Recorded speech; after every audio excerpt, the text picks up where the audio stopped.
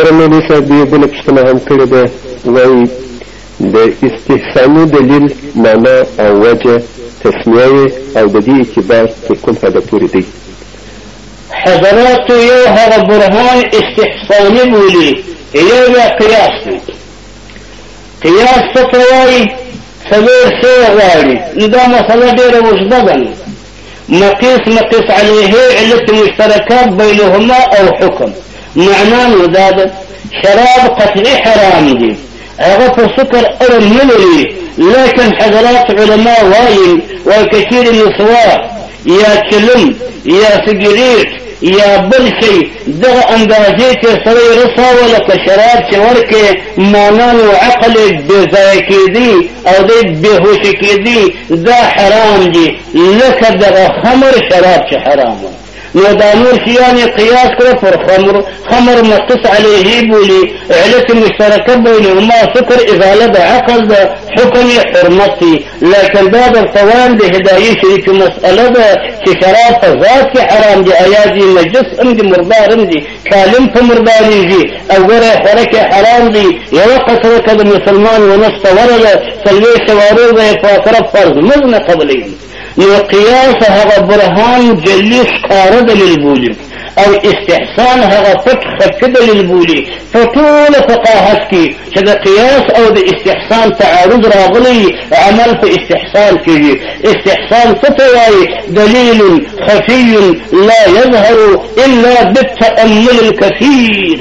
هغه دلیل دی پټ چې هغه نه ښکاره کېږي و حضراتو مجتهدینو ته هم، لکن په ډېر کوشش و ډېر تأمل باندې. نو غلبه دا استحسان لره ده، قیاس متروک سي، قیاس مغلوب سي، استحسان غالب سي. قیاس څه ته وایي؟ دلیل جلی ښکاره چې معنا خلق څه په پوهېدلی شي، او استحسان څه ته وایي؟ دلیل خفي هغه پټ چې هر سړی څه نه شي په پوهېدلی. او مقابله کې راله په ټولو فقاهت کې عمل په استحسان شوی دی، ما ورا د درو مسألو څخه چې درو مسألو کې د قیاس او د استحسان تعارض دی، عمل په قیاس شوی دی.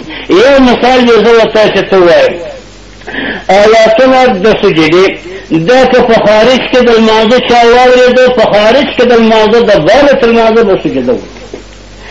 څه دی که امام په خپله یا سره یوازې په لمانځه ولاړ دی یا کار منفرد، هغه سورة مقدسه شروع کړي چې په هغه کې آیات و سجدې شته. دغه سړي چې آیات و سجدې په لمانځه کې ووایي دا به څه چل کوي؟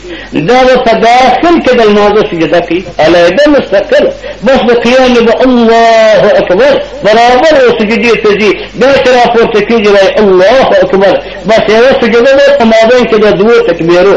دغه حقیقت دی د دغه سجدې د تلاوت. نو دغه سړی چې پر لمانځه یې کړی ولاړ وي، آیات د سجدې ووایه باره ولاړ یې ورکوع ته، په دا رکوع کې نیت د سجدې وکړي، ایا دی د سجدې څخه خلاص دی که نه؟ هغه سجده مستقله چې پر ده واجبه شوه، ما ورا د هغه سجدو د لمانځه د هغه آیات منوره په خاطر پر ده واجبه شوه، ایا په رکوع کې غاړې خلاصېږي که نه؟ استحسان په دا غوږه کې وایي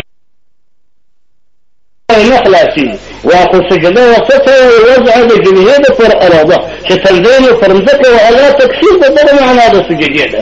او ته هلته په رکوع کې ولاړې نیت په سجدې کې کوې، دا قطعا سجده نه ده، نو غاړې بند دي پاتې سجده یې ونه کړې. او دا د لمانځه سجده په خارج کې بیا قضا او اعاده نه لري، هغسې بند دي غاړې دې څه بیا بل هېڅ علاج توبه وکړه چې الله بیا به داسې نه کړي. قیاس وایي په دغه رکوع کې چې نیت په سجدې وکړې غاړې خلاص فارغ الزمان وبل، ولا دا ركوع تداس خم ولالي دا نسبة أسفل غريدلي من وجهين قيامة دا نسبة أسفل غريدلي دي من وجهين لك سجداء ولي نسبة أعلى كثي غبارغلي دغس تعزم فغير كده المنزبل زي نصن لك دا ركوع تعزم دا الله دي زكا فرزعين دي فرهر مؤمن مسلمان ركوع المنزك فرزعين دي نو دا تعزم دا الله دي نو لك فسجدك كده الله تعزم أداكيزي أو فدا ركوع كم دا رسل الله تعزم أداكيزي نو كفر ركوعي يركان نتوكي ده هذا سجدة تلاوت بس أغغى الإخلاص وعند فرض بعد سجدة النصف وعليه الفتوى والصلاة.